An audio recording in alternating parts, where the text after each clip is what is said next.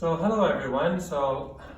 Every year for years I've gone into the classrooms here and even in my former parish, and I've always presented a candy cane to the students. What can you buy 250 or 353 children, right? And many years ago I found the true story of the candy cane. So I tell the story. It really encapsulates the whole gospel in a simple candy cane. So the person who made the first candy cane wanted to do more than simply give people something sweet, which it does at this time of Christmas. So the maker of the candy cane went about it this way. If you think about it, as I tell the children, he could have just made the candy cane like this, but he didn't do that. He made the candy cane with this.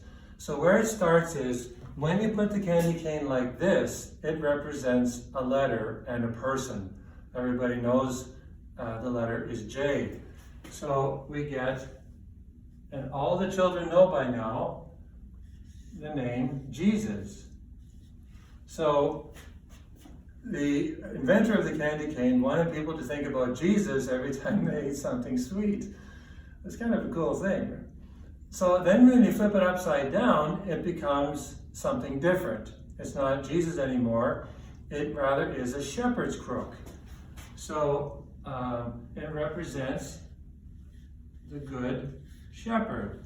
Jesus called himself the good shepherd. So a shepherd has this crook in order to reach out and grab the sheep that are perhaps going astray. And this is a pole that the shepherd actually puts into the ground, and he sleeps standing up because he can't fall asleep or into a deep sleep, because the predators will come if he's on duty, and they'll steal the sheep and kill the sheep. So he puts it into the ground and he kind of sleeps on it at night. Now it's interesting, I just heard this on a podcast many weeks ago, that when an owner of animals, of sheep and cattle, was looking for a good shepherd, it's really fascinating. He would actually, when they would be lined up or he would be interviewing them, he looked for the shepherd that had the most scars. And the children, almost, except the little ones, understood this. And the reason why the landowner was looking at scars is because it showed that this shepherd was willing to fight for his product, was willing to fight for the sheep, against the predators, to engage the wolves and perhaps even maybe lions, bears, and so on. So this was a tough shepherd. This is a guy you wanted defending your sheep. Jesus is the good shepherd. And look at the scars he has on the cross for us and for you and for me. This is really, I think it's kind of profound. So he's the good shepherd. Then the next thing about the candy cane, I always use the red and white ones for this, because the multicolored ones, they just lose it.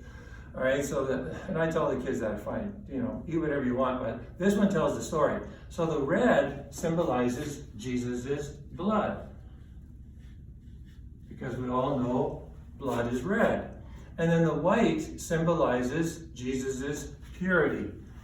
Purity symbolizes purity. So you have, in the story of the candy cane, Jesus, the good shepherd, who shed his blood in order to make us clean and pure of heart. And you have in this the whole reality of the gospel. That's what the Son of God came into this world to do. Jesus, the good shepherd, who proves his love for us, that he is worthy of our obedience by the scars that he has for us, his saving scars, by shedding his blood so that you and I would be safe, and that we would once again be remade in his image, be clean of heart, by the power of his grace. So, the next time you have a candy cane, you're going to think a little bit more than about just being sweet. God bless you, and have a Merry Christmas.